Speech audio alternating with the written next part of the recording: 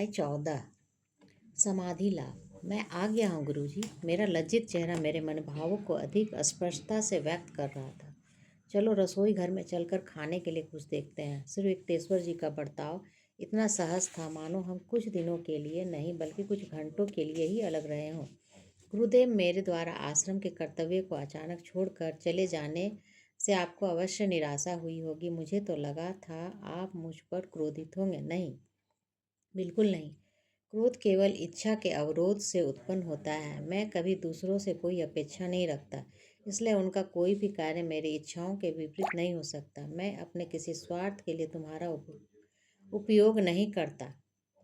मैं तो केवल तुम्हारे सच्चे सुख में ही खुश हूँ। गुरुदेव, दिव्य प्रेम के बारे में मैंने केवल सुना ही था और कुछ धुंधली सी कल्पना कर सकता था, परंतु आज आपके देवता स्वरूप उदाहरण में मैं उसका प्रत्यक्ष दर्शन कर रहा हूँ। संसार में तो अपना पुत्र भी यदि पिता को पूर्व सूचना दिए बिना उसका काम छोड़कर चला जाता है तो पिता उसे आसानी से क्षमा नहीं करता, परंतु आप में क्रोध तो क्या जरा सी नाराजगी का भी लवलेश मात्र नहीं है, जबकि मेरे कई काम अधूरे छोड़े जाने से आपको भारी असुविधा हुई होगी। हम दोनों ने एक दूसरे की आंखों में देखा। दोनों के ही नेत्र में अश्रु भर आए थे। आनंद की एक लहर ने मुझे निमग्न कर दिया। मुझे यह बोध हो रहा था कि मेरे गुरु के रूप में साक्षात भगवान मेरे हृदय में प्रेम की सीमित उत्कंठाओं को विराट प्रेम में विस्तारित कर रहे थे। कुछ दिन बीत जाने के बाद एक दिन सुबह मैं गुरुदेव के खाली बैठक कक्ष में गया।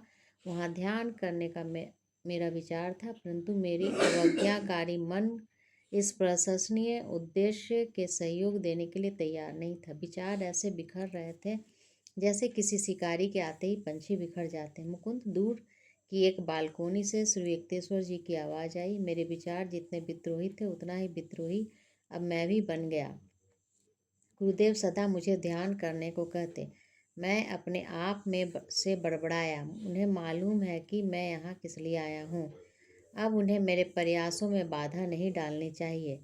उन्होंने फिर मुझे बुलाया। मैं चुप ही बैठा रहा। तीसरी बार अब उन्होंने फिर पुकारा तो उनके स्वर में कठोरता आ गई थी। मैं ध्यान कर रहा हूँ गुरुजी। मैं विरोध में चिल्लाया। मैं जानता हूँ तुम कैसा ध्यान कर रहे हो, मेरे गुरु ने उधर से कहा। आंधी में उड़ रहे पत्तों के समान मन से यहाँ मेरे पास आओ। प्रत्ययन और विफल रहने और भेद खुल जाने पर मैं खिन्न मन से चुपचाप उनके पास जाकर खड़ा हो गया। नादान बच्चे, तुम्हें जो चाहिए वो पर्वत तुम्हें नहीं दे सकता। गुरुदेव स्नेह भरे संतावना देते स्वर में बोल रहे थे। उनकी शांत दृष्टि अथाह बन गई थी। तुम्हारे हृदय की लालसा अवश्य पूरी होगी। युक्तेश्वर जी कदाचित ही कभी गूढ़ भाषा में बोलते थे। मैं असमंजस में पड़ गया। उन्होंने धीरे धीरे मेरी छाती पर हृदय के ऊपर थपथपाया। मेरा शरीर निश्चल होकर जमीन से चिपक गया। श्वास तेजी से फेफड़ों से बाहर खींचाया, मानो किसी महाकाय चुंबक ने उसे खींच लिया हो। आत्मा और मन तत्क्षण शरीर के बंधन से मुक्त हो गए और किसी प्रवाहमान तीक्ष्ण तेज के समान मेरे शरीर के रोम रोम से बाहर बहने लगे। स्थूल शरीर मृतवत हो गया। फिर भी अपने तीव्र बोध में मुझे यह भान हो रहा था कि मैं पहले कभी भी पूर्ण रूप से जीवित नहीं था। अपने अस्तित्व का मेरा बोध अब संकुचित रूप से केवल मेरे शरीर तक ही सीमित नहीं था, बल्कि मेरे चारों ओर व्याप्त अणुपरमाणुओं में फैल गया था। दूर सड़कों पर चल रहे लोग मेरी अपनी सुदूर स्थित परिधि पर चलते प्रतीत हो रहे थे। भूमि की धुंधली पारदर्शिता में पेड़ पौधे की जड़ें दिखाई दे रही थी। उनके अंदर चल रहे रस प्रवाह का भी मैं स्पष्ट अवलोकन कर रहा था। आसपास का पूरा क्षेत्र मेरे सामने अनावृत हो गया था। केवल सामने ही देख पाने वाली मेरी दृष्टि अब दिग्दर्शी विशाल मंडलाकार दृष्टि में परिवर्तित हो गई थी, जो सर्वदर्शी भी थी। अपने मस्तिष्क के पीछे से मैं रायघाट लेन में दूर चलते फिरते लोगों को देख रहा था और एक श्वेत गाय को भी मैंने वहां देखा, जो धीरे धीरे आश्रम की ओर आ रही थी। जब वह आश्रम के खुले द्वार पर पहुंच गई तो मैंने उसे ऐसे देखा मानो अपनी दो स्थूल आंखों से देखा हो। जब वह आश्रम के अहाते की दीवार के पीछे चली गई तब भी मैं उसे स्पष्ट देख रहा था। मेरी विशालदर्शी दृष्टि में दिखने वाली सारी वस्तुएं अब तेज चलने वाले चलचित्रों की भांति कंपित और स्पंदित थे। मेरा शरीर, गुरुदेव का शरीर, चारों ओर से खंभों से घिरा आश्रम का चौक, फर्नीचर और फर्श, पेड़ पौधे और धूप यदा कदा उग्रता के स्पंदित होते जब तक कि सब कुछ प्रकाश सागर में विलीन नहीं हो गया। ठीक जैसे पानी भरे गिलास में चीनी डालने के बाद उसे हिलाने से वह पानी में घुल जाती है। सब कुछ अपने में विलीन कर लेने वाला यह प्रकाश बीच बीच में आकर धारण कर लेता था। फिर मैं देख रहा था जो प्रकाश से बनी एक नदी के किनारे किनारे प्रकाश के ही बने एक रास्ते पर चल रहे थे। वह ईश्वर का चैतन्य ही है जो सृष्टि में विद्यमान प्रत्येक रूप, आकार और प्रत्येक शक्ति का पोषण करता है और उसे आधार देता है। फिर भी वह स्वयं स्पंदनशील, प्रतिभासिक, सृष्टि से परे, परमानंदमय, सृष्ट महाशून्य में इन सबसे पृथक आलिप्त रहता है। गुरुदेव समझा रहे थे, जो लोग इस भूलोक में आत्म साक्षात्कार प्राप्त कर लेते हैं वे भी इसी प्रकार की दुविधा जीवन जीते हैं। विवेक और निष्ठा के साथ जगत में अपना कार्य करते हुए भी वे अपने आंतरिक परमानंद में निमग्न रहते हैं। ईश्वर ने अपने अस्तित्व के असीम आनंद से ही सब मनुष्य की सृष्टि की है। यद्यपि वे शरीर में कष्टप्रद रूप से आबद्ध हैं, फिर भी ईश्वर यह आपेक्ष करता है कि उसकी प्रतिमूर्ति स्वरूप बने मानव इंद्रिय बोध से उत्पन्न सीमित व्यक्तित्व से ऊपर उठकर उसके साथ पुनः एकात्म स्थापित कर ले। इस विश्व रूप दर्शन से मुझे कई अस्थायी शिक्षाएं मिली। प्रतिदिन अपनी चित्त वृत्तियों का निरोध कर मैं इस भ्रमात्मक धारणा से मुक्त हो सकता था कि मेरा शरीर स्थूल भूमि पर चलने फिरने वाला एक हाड़ मांस का पिंड मात्र है। मैंने देखा कि श्वास और चंचल मन ऐसे तूफानों के समान है जो प्रकाश सागर को आलोकित कर उसमें पृथ्वी, आकाश, मानव, प्राणी, पंछी, वृक्ष आदि भौतिक आकारों की लहरें उत्पन्न करते। इन तूफानों को शांत किए बिना उस अनंत परम तत्व की एकमात्र अखंड प्रकाश के रूप में अनुभूति नहीं की जा सकती। जब जब मैंने इन दो प्राकृतिक तूफानों को शांत किया, तब तब मैंने सृष्टि के असंख्य उताल तरंगों को उस प्रकाश सागर में ठीक उसी प्रकार विलीन होते देखा जिस प्रकार समुद्र की लहरें तूफान के थम जाने के बाद शांत होकर विलीन हो जाती है। गुरु तभी विश्व चैतन्य का यह अनुभव अपने शिष्य को प्रदान करता है जब उसने ध्यान धारणा द्वारा अपने मन को इतना सुदृढ़ बना लिया हो कि वह इन विराट दृश्यों को देखकर घबरा न जाए। केवल बौद्धिक इच्छा या खुले दिमाग का होना ही इसके लिए पर्याप्त नहीं है। योग साधना और भक्ति द्वारा चेतना की समुचित रूप से उन्नति द्वारा ही साधक सर्वव्यापकता के मुक्तिदायी आघात को सहन करने के योग्य बनाता है। सच्चे भक्त को यह दिव्य अनुभव अवश्य होता है कि उसकी अत्यंत तीव्र लालसा ईश्वर को इस प्रकार खींचने लगती है कि ईश्वर उसका प्रतिकार नहीं कर सकता। उस चुंबकीय उत्कंठा से सृष्टिपति विराट दर्शन के रूप में साधक की चेतना की सीमा में खिंचाते हैं। कई वर्षों के बाद मैंने समाधि नाम से निम्नलिखित कविता लिखी जिसमें मैंने समाधि की महिमा की एक झांकी प्रस्तुत करने का प्रयास किया था।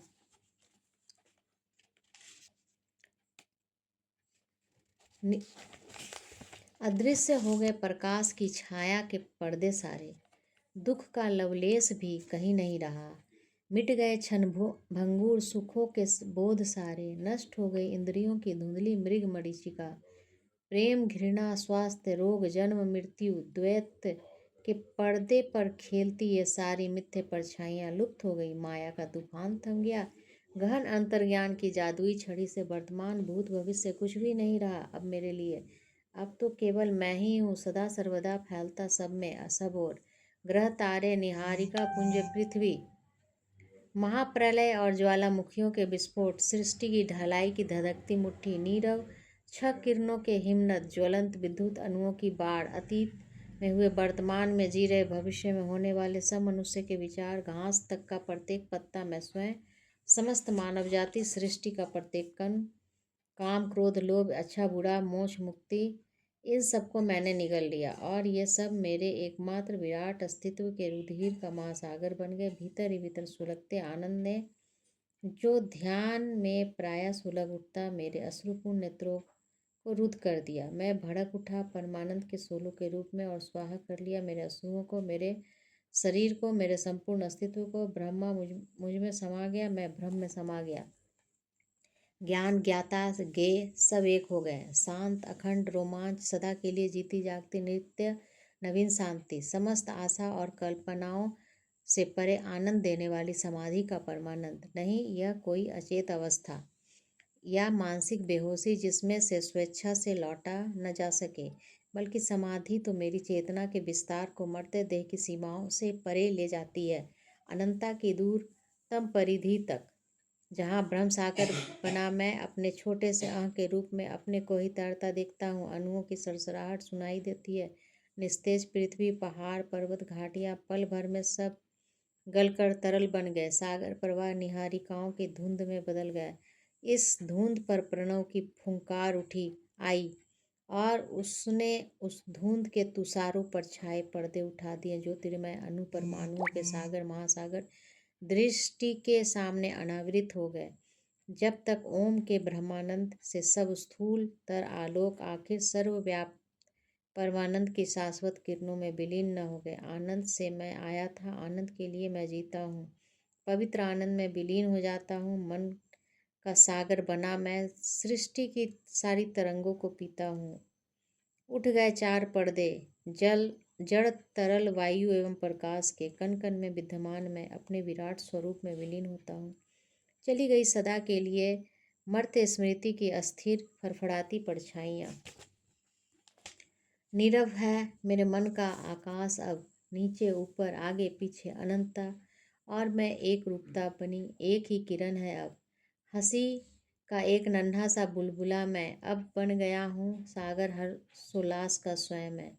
श्री युक्तेश्वर जी ने मुझे यह दिव्य आनंदपूर्ण अनुभव अपनी इच्छा अनुसार जब चाहे प्राप्त करने का, और जिनकी अंतर्ज्ञान प्रणाली पर्याप्त रूप से विकसित हो गई, ऐसे लोगों को भी इसे प्रदान करने का तरीका सिखाया। इस प्रथम अनुभव के बाद कई महीने तक मैं इस परम आनंद मैं एक आत्मता की अवस्था में तल्लीन रहा, और प्रतिदिन यह बात मेरी समझ में आती रही कि उपनिषदों में ईश्वर को रस स्वरूप रसो वैसा क्यों कहा गया। परंतु एक दिन सुबह में एक समस्या को लेकर गुरुदेव के पास गया। मैं जानना चाहता हूँ गुरुदेव, मुझे ईश्वर प्राप्ति कब होगी? तुम्हें ईश्वर की प्राप्ति हो चुकी है? जी नहीं गुरुदेव, मुझे ऐसा नहीं लगता। मेरे गुरु मुस्कुरा रहे थे। मुझे विश्वास है कि तुम सृष्टि के किसी जीवाणु रहित साफ सुथरे कोने में सिंहासन पर विराजमान किसी पूजनीय व्यक्ति को ईश्वर नहीं मान रहे हो। तथापि मैं यह भी देख रहा हूँ कि तुम्हारी ऐसी कल्पना है कि चमत्कारी शक्तियों का किसी के पास होना ही इस बात का प्रमाण है कि उसने ईश्वर को प्राप्त कर लिया है। नहीं, ऐसा नहीं है। किसी को पूरे ब्रह्मांड को नियंत्रित करने की शक्ति मिल सकती है, परंतु फिर भी ईश्वर उसकी पहुंच से दूर रह सकता है। आध्यात्मिक उन्नति को ब्रह्म शक्तियों के प्रदर्शन से नहीं मापा जा सकता, बल्कि उसका मापदंड केवल यह है कि ध्यान में वह आनंद की कितनी गहराई में उतरता है।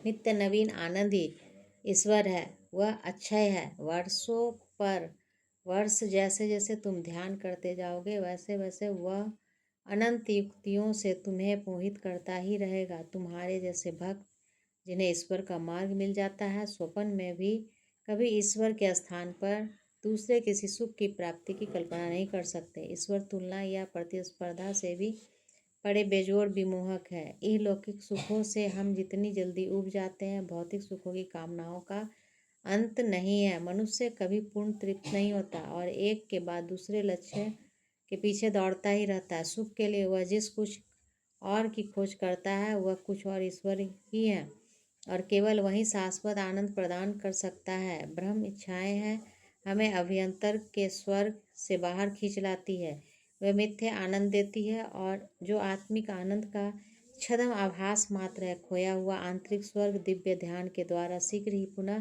प्राप्त किया जा सकता है। ईश्वर अकल्पित नित्य नूतनता है, अतः हम कभी उससे ऊब नहीं सकते। जो परमानंद अनंत काल तक सदा के लिए आह्लादक विविधताओं से भरा हो, उससे क्या कभी किसी का मन भर सकता है? अब मेरी समझ में आया गुरुदेव कि संतों ने ईश्वर को अगाध क्यों कहा है। अमर जीवन की भी ईश्वर को समझने के लिए पर्याप्त नहीं है। यह सच है, किंतु यह निकट संबंधी और प्रियजन भी है। जब क्रिया योग द्वारा मन इंद्रिय जन्य विकारों से रहित हो जाता है, तब ध्यान ईश्वर का दूरा प्रमाण प्रस्तुत कर देता है। नित्य नवीन आनंद उसके अस्तित्व का प्रमाण है, जो हमारे प्रत्येक अणु को भी उसकी प्रतीति करा देता है। और ध्यान में हमारी प्रत्येक समस्या के लिए ईश्वर का तत्क्षण मार्गदर्शन, उसका समुचित प्रत्युत्तर भी मिल जाता है।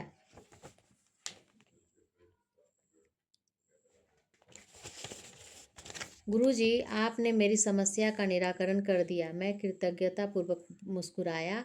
अब मैं यह जान गया हूँ कि मैंने ईश्वर को पा लिया है, क्योंकि जब भी कार्यशीलता के बीच ध्यान का आनंद मेरे सुप्त मन में लौट आता है, तब प्रत्येक कार्य में, यहाँ तक कि उससे संबंधित छोटी से छोटी बात में भी सही दिशा अपनाने का सूक्ष्म मार्गदर्शन मुझे मिलता रहता है।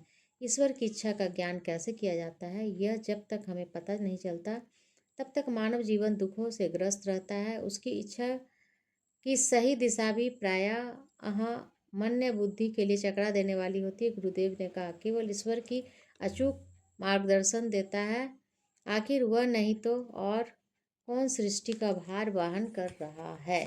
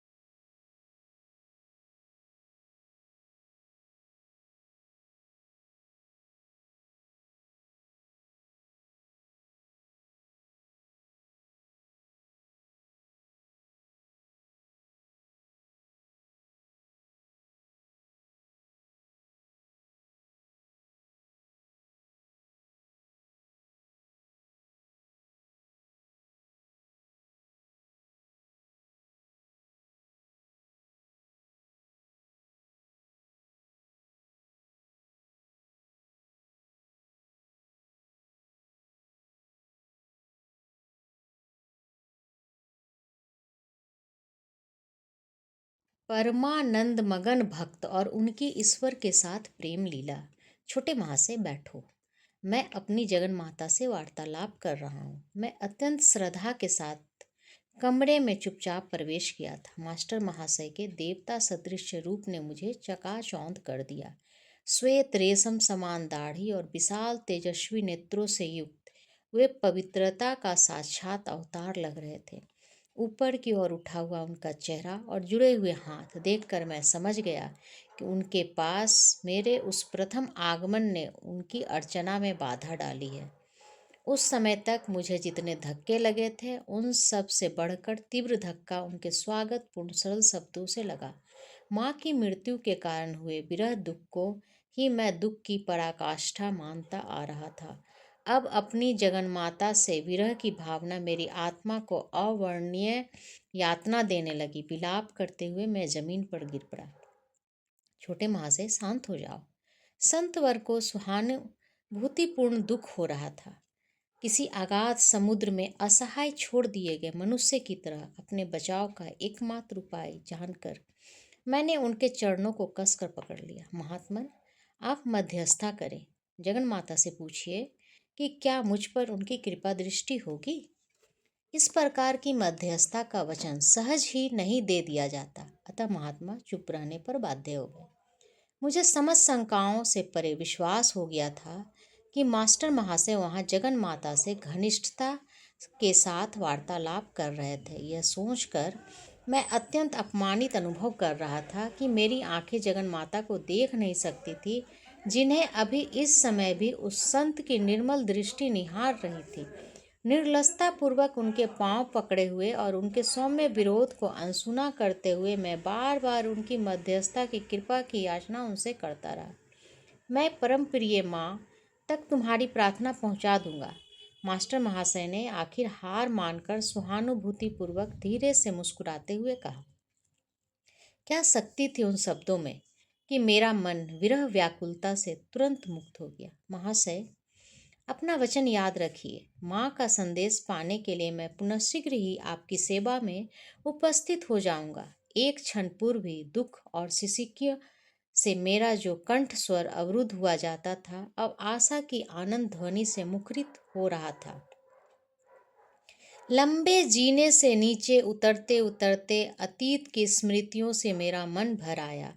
50 एमहर्स स्ट्रीट के इसी घर में, जो अब मास्टर महाशय का आवास था, किसी समय मेरा परिवार रहा करता था। यही मेरी माँ की मृत्यु हुई थी। स्वर्गवासी माता के लिए यहीं पर मेरा मानवीय हृदय पीड़ित हुआ था और यहीं अब जगन माता के विरह में मेरी आत्मा विद्ध हो उठी थी। मेरे शोक विह्वल मन की वेदनाओं और अंततः मेरी निरामयता की मौन साक्षी बनी यही वे पुनीत दीवारें थी। घर जाते हुए मेरे पांव उत्सुकतावश जल्दी जल्दी उठ रहे थे। अपनी छोटी सी अटारी में मैं 10 बजे तक एकांत में ध्यान करता रहा। उष्ण रात्रि का अंधकार अचानक एक अद्भुत दृश्य के साथ प्रकाशमान हो उठा। दिव्य आभायुक्त जगन जननी मेरे पास खड़ी थी। मधुर स्मित करता उनका मुखराविंद परम सौंदर्य का मूर्त रूप था। सदा ही मैंने तुम्हें प्रेम किया है, सदैव मैं तुमसे प्रेम करती हूँ। उनका दिव्य स्वर अभी वातावरण में गूंज ही रहा था कि वे अदृश्य हो गई। दूसरे दिन प्रातःकाल सूर्य ने क्षितिज पर अभी झांकना प्रारंभ ही किया था कि मैं मास्टर महाशय के घर पहुंच गया। हृदय विदारक स्मृतियों से जुड़े उस घर की सीढ़ियां चढ़कर मैं चौथी मंजिल पर उनके कमरे के सामने पहुंच गया। बंद दरवाजे की मूठ पर एक कपड़ा लिपटा हुआ था, जो शायद इस बात का संकेत था कि वे एकांत चाहते थे। मैं दरवाजे के सामने दुविधा में खड़ा था कि इतने में मास्टर महाशय ने स्वयं दरवाजा खोल दिया। मैंने उनके पूज्य चरण कमलों में प्रणाम किया। दिव्य उल्लास को छिपाते हुए मैंने विनोद भाव में अपना मुख गंभीर बना लिया। महाशय, आपके संदेश के लिए मैं आ गया हूँ। मैं मानता हूँ कि अति भोर में ही आ गया हूँ। क्या प्रिय जगजननी मेरे विषय में कुछ कहा? नटखट छोटे महाशय। इसके अतिरिक्त उन्होंने कुछ भी नहीं कहा। स्पष्ट था कि मेरी गंभीरता का नाटक प्रभावी नहीं था। इतनी मूढ़ता, इतना छल क्यों? क्या संत कभी सीधी बात नहीं करते? मैं शायद थोड़ा चिढ़ गया था। क्या मेरी परीक्षा लेना अनिवार्य है? उनकी शांत आंखें समझदारी और विवेक से भरपूर थी। कल रात को 10 बजे स्वयं दिव्य रूपा जगन माता ने तुम्हें जो आश्वासन दिया, उसके बाद भी अब मेरे लिए कहने को कुछ बचा है? मेरी आत्मा की खिड़कियों को खोलने की कुंजी मास्टर महाशय के पास थी। मैंने पुनः उनके चरणों में साष्टांग प्राणिपात किया, परंतु इस बार मेरी आंखों से जो अश्रु बह रहे थे वे अतीव हर्ष के थे, दुख के नहीं। क्या तुम सोचते हो कि तुम्हारी भक्ति ने माता की अनंत करुणा को नहीं छुआ है?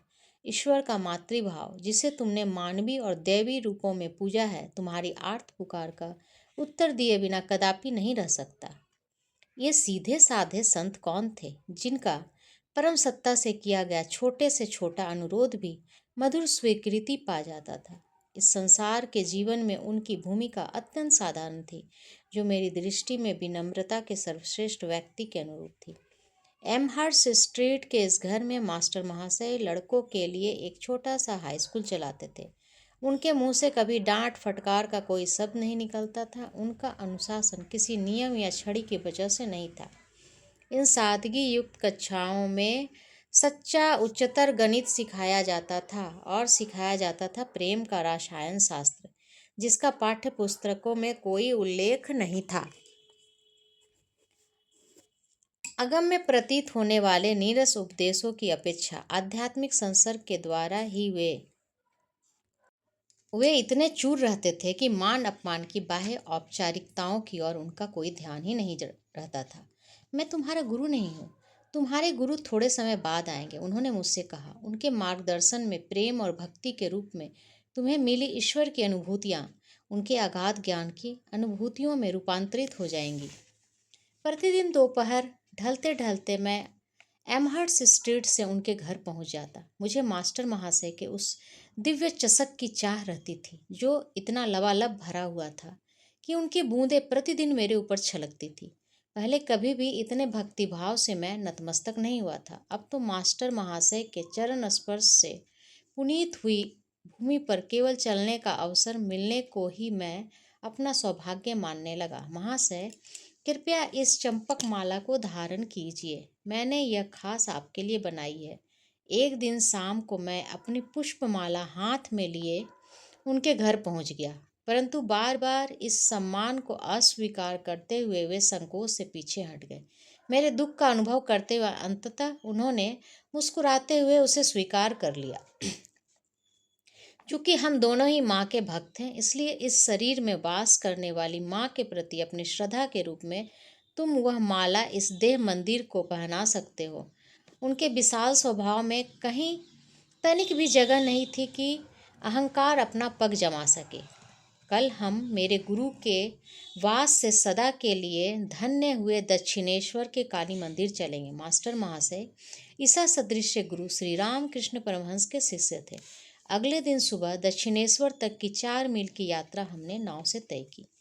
काली के 9 गुंबदों वाले मंदिर में हमने प्रवेश किया, जहां मां काली और शिव की मूर्ति अति कौशल से निर्मित चांदी के चमकदार सहस्त्र दल कमल पर विराजमान है। मास्टर महाशय आनंद से प्रफुल्लित हो उठे। वे अपनी प्रियतम माँ के साथ अथक प्रेम लीला में मगन थे। जैसे जैसे वे माँ का नाम जपते जा रहे थे, मेरा आनंदित मन मानो उस सहस्त्र दल कमल की तरह ही सहज धाराओं में पड़ रहा था।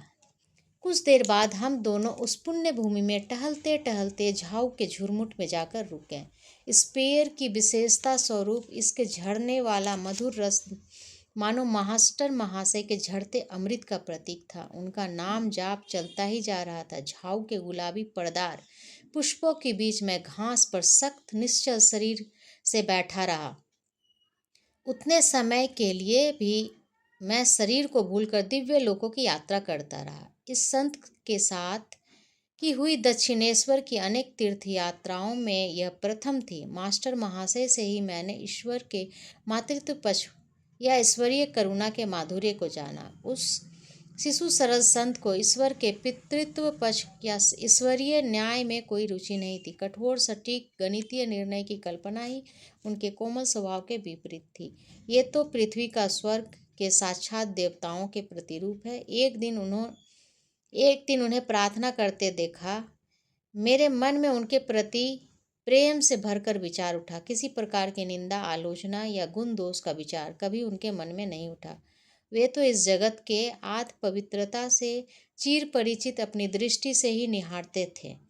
उनके काया, वाणी, मन, क्रम सब कुछ उनकी आत्मा की सरलता के साथ सहज सुमाजस्य रखते थे। मेरे गुरुदेव ने मुझे यही बताया था, अपने हर उपदेश को किसी प्रकार के आग्रह या अधिकार वाणी के बिना इसी श्रद्धापूरित वाक्य के साथ वे समाप्त करते थे। श्री रामकृष्ण के साथ मास्टर महाशय की एकात्म इतनी गहरी हो गई थी कि अपने किसी भी विचार को अब वे अपना विचार नहीं मानते थे। एक दिन संध्या समय मास्टर महाशय और मैं एक दूसरे का हाथ थामे उनके स्कूल के पास वाले रास्ते पर चल रहे थे। मेरा आनंद फीका हो गया था जब एक परिचित घमंडी व्यक्ति वहां आ पहुंचा। उसने अपने लंबे प्रवचन से हमें तंग कर दिया। मैं देख रहा हूं कि तुम इस आदमी से प्रसन्न नहीं हो। मास्टर महाशय कि मेरे कान में यह फुसफुसाहट अपनी ही बातों में मगन उस घमंडी को सुनाई नहीं दी। मैंने इस बारे में जगन्माता को बता दिया है। उन्हें भी हमारी दुखद परिस्थिति का ज्ञान है। उन्होंने वचन दिया है कि जैसे ही हम उस लाल मकान के पास पहुंचेंगे, वे इस आदमी को एक अत्यावश्यक काम की याद दिला देगी। मेरी दृष्टि उस मुक्ति स्थल पर लगी रही। उनके लाल द्वार पर पहुंचते ही अपना अधूरा वाक्य भी पूरा किए बिना, वे कुछ भी कहे बिना, वह व्यक्ति अचानक मुड़कर चला गया। विक्षुब्ध वातावरण में फिर से शांति छा गई। एक अन्य दिन मैं हावड़ा रेलवे स्टेशन के पास अकेला ही टहल रहा था। एक पल के लिए मैं एक छोटे से मंदिर के पास खड़ा हो गया और वहां ढोलक करताल के शोर में जोर जोर से कीर्तन करते लोगों को मन ही मन कोसने लगा। केवल मुंह से तोते की तरह प्रभु का पवित्र नाम लेते रहने वाले इन लोगों के कीर्तन में भक्ति का कितना अभाव है, मैं मन ही मन सोच रहा था। अचानक मास्टर महाशय के तेज कदमों से अपनी ओर आते देखकर मैं विस्मित हो गया। महाशय, आप यहाँ कैसे? उस संत ने मेरे प्रश्न की ओर कोई ध्यान न देकर सीधे मेरे मन के विचार का उत्तर दिया। क्या यह सच नहीं है छोटे महाशय कि प्रभु का नाम किसी भी मुंह से क्यों ना निकला हो मधुरी लगता है, चाहे वह मुंह अज्ञानी हो या ज्ञानी का। उन्होंने स्नेहपूर्वक एक हाथ से मुझे अपने अंक में भर लिया। उनके जादू के गलीचे पर सवार होकर मैं तुरंत जगजननी के दयामयी सानिध्य में पहुंच गया। क्या तुम कुछ बायोस्कोप देखना चाहोगे? एक दिन अपराह्न को एकांत प्रिय मास्टर महाशय से यह प्रश्न सुनकर मुझे आश्चर्य हुआ। उस समय भारत में चलचित्र को बायोस्कोप कहते थे। मैं सहमत हो गया। किसी भी कारण से क्यों न हो, उनके सानिध्य में रहने का आनंद मेरे लिए पर्याप्त था। द्रुत गति से चलते हुए थोड़ी ही देर में हम कोलकाता विश्वविद्यालय के सामने स्थित बगीचे में पहुंच गए। मास्टर महाशय ने दिघी जलकुंड के पास स्थित एक बेंच की ओर इशारा किया। यहाँ कुछ देर बैठते हैं। मेरे गुरुदेव ने मुझे बताया था कि जब भी कोई जलाशय दिखाई दे तो ध्यान करना चाहिए। यहाँ यह शांत जल ईश्वर की विराट शांति का स्मरण कराता है। जिस प्रकार जल में सभी वस्तुओं का प्रतिबिंब पड़ता है, उसी प्रकार संपूर्ण ब्रह्मांड विश्व चैतन्य के प्रति प्रतिबिंबित होता है। मेरे गुरुदेव प्रायः कहते हैं। थोड़ी देर के बाद हम विश्वविद्यालय के एक कक्ष में गए। वहाँ एक लेक्चर चल रहा था। बीच बीच के स्लाइड से चित्र भी दिखाए जा रहे थे, किंतु यह लेक्चर और स्लाइड शो दोनों ही समान रूप से अत्यंत नीरस थे। तो ये है यह बायोस्कोप जो मास्टर महाशय मुझे दिखाना चाहते थे। मैं अधीर हो उठा, परंतु चेहरे पर उकताहट का कोई भाव न लाकर मैं चुपचाप मास्टर महाशय को दुखी नहीं करना चाहता था। इतने में वे चुपचाप मेरी ओर झुके। मैं देख रहा हूँ छोटे महाशय कि तुम्हें यह बायोस्कोप अच्छा नहीं लग रहा है। मैंने यह बात जगजननी को बता दी है। उन्हें भी हम दोनों से पूर्ण सहानुभूति है। उन्होंने मुझे कहा कि अभी बिजली की रोशनी बंद हो जाएगी और तब तक पुनः नहीं चलेगी जब तक हम दोनों यहाँ से खिसक न ले। जैसे ही मेरे कान में चल रही उनकी यह फुसफुसाहट समाप्त हुई, कक्ष में अंधेरा छा गया। अब तक ऊंची आवाज में जोर जोर से व्याख्यान दे रहे प्रोफेसर महोदय की वाणी विस्मय से एक पल के लिए रुक गई और फिर उन्होंने कहा, इस कक्षा की विद्युत प्रणाली में कुछ गड़बड़ मालूम होती है। इतने समय में मास्टर महाशय और मैं उस कक्षा के द्वार से बाहर निकल चुके थे। बरामदे में से जाते हुए मैंने पलटकर पीछे देखा तो उस कक्षा में फिर से रोशनी हो गई थी। छोटे महाशय, यह बायोस्कोप से तुम निराश हो गए थे, परंतु मैं समझता हूँ कि तुम्हें एक दूसरा बायोस्कोप अवश्य पसंद आएगा। मास्टर महाशय और मैं विश्वविद्यालय भवन के सामने एक फुटपाथ पर खड़े थे। उन्होंने हृदय के स्थान पर मेरी छाती पर धीरे से थपकी दी। उसी के साथ मुझ पर एक अद्भुत निस्तब्धता छा गई, जैसे आधुनिक बोल पट यदि ध्वनि यंत्र में कुछ खराबी आ जाए तो मुख्य चलचित्र बन जाते हैं। उसी प्रकार विधाता के हाथ ने किसी अगम्य चमत्कार के द्वारा जगत के सारे कोलाहल का गला घोंट दिया। पदयात्री, ट्राम गाड़ियाँ, मोटर गाड़े, बैलगाड़ियाँ, लोहे के चक्कों वाली घोड़ा गाड़ियाँ, सब बिना कोई आवाज़ किए इधर से उधर आ जा रहे थे। मैं अपने पीछे दाएं बाएं के सभी दृश्य वैसे ही देख रहा था। मैं जैसे अपने सामने के दृश्य, मानो मेरी दृष्टि सर्वव्यापी हो गई हो। कोलकाता के उस छोटे से हिस्से की समस्त गतिविधियों का परिदृश्य मेरे समक्ष बिना कोई आवाज़ किए चल रहा था। राख की पतली परत के नीचे नजर आने वाली अग्नि की दीप्त के समान मध्यम प्रभा सारे परिदृश्य में व्याप्त थी। मेरा अपना शरीर उस परिदृश्य में विद्यमान अनेक अनेक परछाइयों से अधिक कुछ भी नहीं लग रहा था। फर्क सिर्फ इतना था कि मेरे शरीर की परछाई निश्चल थी, जबकि अन्य सभी परछाइयाँ बिना किसी आवाज़ के इधर उधर आ जा रही थी। कई लड़के जो मेरे मित्र ही थे मेरी ओर आए और चले गए। यद्यपि उन्होंने मेरी ओर सीधे देखा, परंतु उसमें पहचान का कोई संकेत नहीं था। इस अद्वितीय मूक नाट्य ने मुझे एक अवर्णनीय आनंद से विभोर कर दिया। मैं किसी आनंदा अमृत के झरने से जी भरकर अमृत पान कर रहा था। अकस्मात मेरी छाती पर पुनः मास्टर महाशय का कोमल आघात हुआ। जगत का कर्ण कर्ण कर्कश कोलाहल मेरी अनिच्छुक श्रवण इंद्रियों पर टूट पड़ा। मैं लड़खड़ाया, जैसे किसी ने अत्यंत नाजुक स्वपन से निष्ठुरता पूर्वक जगा दिया हो। वह दिव्य मदिरा मेरी पहुंच से बाहर हटा दी गई थी। छोटे महाशय, मैं देख रहा हूँ, यह दूसरा बायोस्कोप है। तुम्हें अच्छा लगा? वे मुस्कुरा रहे थे। मैं कृतज्ञतावश उनके सामने भूमि पर माथा टेकने के लिए झुक गया। अब तुम मेरे साथ नहीं रह सकते, उन्होंने कहा। तुम जान गए हो, भगवान तुम्हारे देह मंदिर में स्थित है। मैं जगन माता को तुम्हारे हाथ के माध्यम से अपने चरण छूने नहीं दूंगा।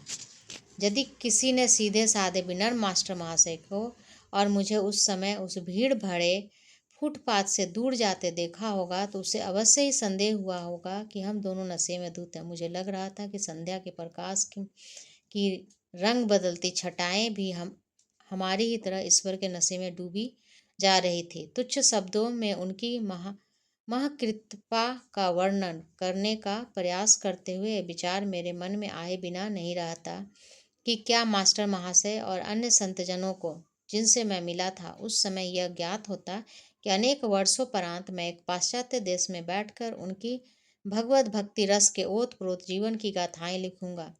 उन्हें इसका पूर्व ज्ञान हो तो मुझे कोई आश्चर्य नहीं होगा, न ही मैं सोचूंगा मेरे पाठकों को होगा तो यह यहाँ तक मेरे साथ रहे हैं। सभी धर्मों के संतों ने ईश्वर को दिव्य प्रियतम मानकर उनका सरल आधार पर ईश्वर साक्षात्कार प्राप्त किया है। चूंकि परब्रह्म निर्गुण और अचिंत्य है, इसलिए मानवीय विचार और आकांक्षा ने सदा ही उसे जगन माता का रूप दिया है। साकार सगुण ईश्वर और निराकार निर्गुण ब्रह्म के मतों का संयोग हिंदू विचारधारा की प्राचीन उपलब्धि है, जिसका प्रतिपादन वेद और भगवत गीता में किया जाता है। परस्पर विरोधी विचारों का यह मिलाप हृदय और बुद्धि दोनों को ही संतुष्ट करता है। भक्ति की ज्ञान मूलतः एक ही है, प्राप्ति ईश्वर में आश्रय लेना और शरणगति ईश्वरीय अनुकंपा के प्रति संपूर्ण समर्पण भाव वस्तुतः सर्वोच्च ज्ञान के पथ है। मास्टर महाशय एवं अन्य सभी संतों की विनम्रता इस बोध से उपजती है कि वे पूर्णतः उस ईश्वर पर निर्भर हैं जो एकमात्र जीविता आधार और एकमात्र विधाता है, क्योंकि ईश्वर का स्वरूप ही आनंद है।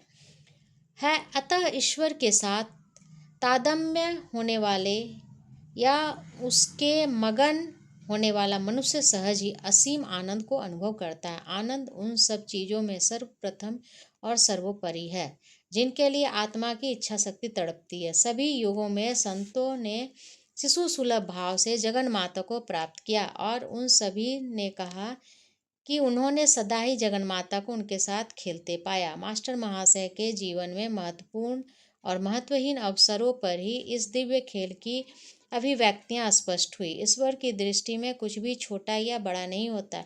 यदि छोटे से परमाणु को बनाने में ईश्वर ने अपनी अतिशय सूक्ष्मदर्शिता के औचित्य को न लगाया होगा, तो क्या आकाश, अभिजीत और स्वाति नक्षत्रों जैसी गौरवशाली रचनाओं को धारण कर पाता। महत्वपूर्ण और महत्वहीन का भेद प्रभु के लिए निश्चय ही अज्ञात है कि कहीं एक सुई के अभाव में पूरा ब्रह्मांड ही ढल जाए।